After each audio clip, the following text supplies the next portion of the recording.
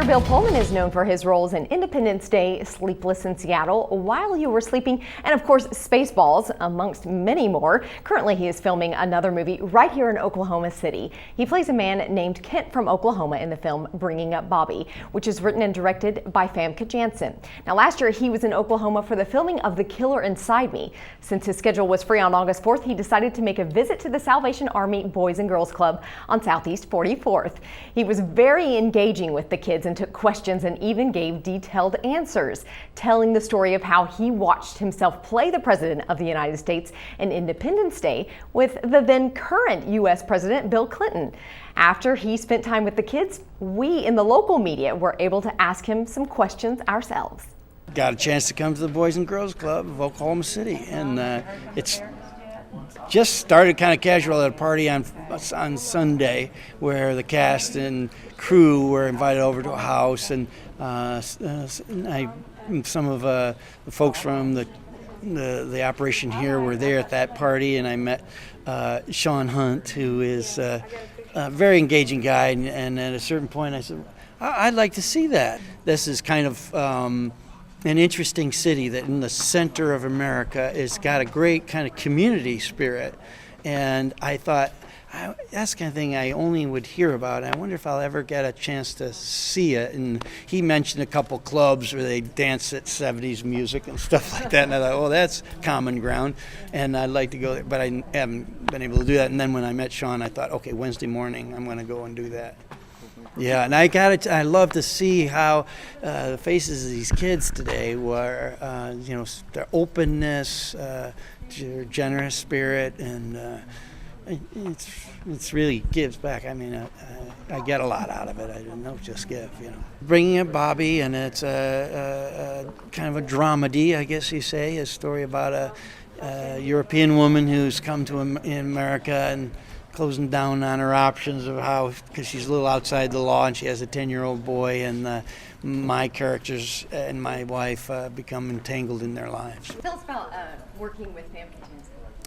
Yeah, Famke is a very interesting. My mother was Dutch, so I like that side of, when you run into somebody who is of your heritage. And also the producer is a longtime friend who's Dutch. And there's an interesting Dutch element, and the DP is Dutch. So there's, an international group that's here to make the movies. I love Oklahoma, and it started when I directed The Virginian, and I was so amazed to get the Wrangler Award. So that got to come to Oklahoma City and the Cowboy Hall of Fame, and for somebody like me who has always wanted to be in a Western and to have a great chance to come together, and it was interesting to be with a lot of other people who are working in the genre in poetry or fiction and nonfiction, and so I really like that place. And I went there last Saturday, and it's 3 times as large as it was just 10 years ago. So it's an amazing thing. I was here a year ago doing Killer Inside Me and up in Guthrie. I was very excited to do that one, based on a book by Jim Thompson, who is a very important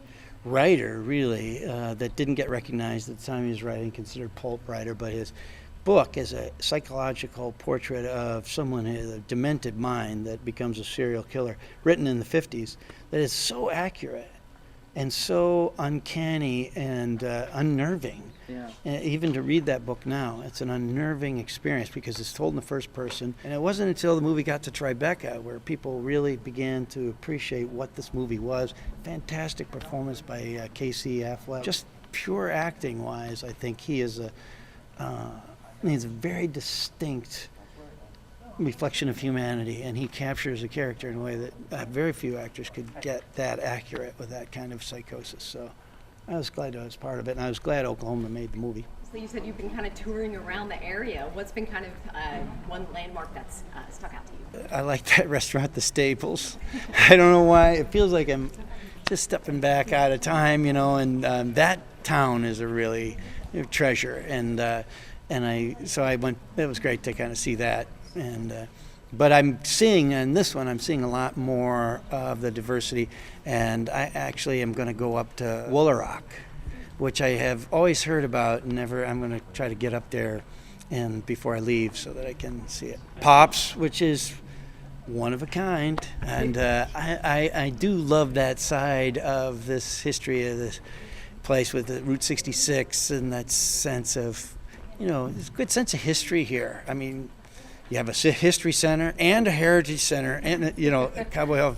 It's a lot of good respect for how the land kind of was shaped and people. It's a great thing about Oklahoma City. It's a big city, but it's also kind of a small town, and you get to meet a lot of interesting people, that have been very supportive of the movie and in a lot of different ways. And I think that's why, it's very competitive now. The states have packages to try to bring in movies, and then even with packages, rebate things and everything, there's movies that just don't get there. But I think Oklahoma has had a great success, and I've actually been longtime friends with the film commissioner, Jill Simpson, and I worked with her on my third movie. And so I really am impressed by what Oklahoma is doing and the way that they tie into the world.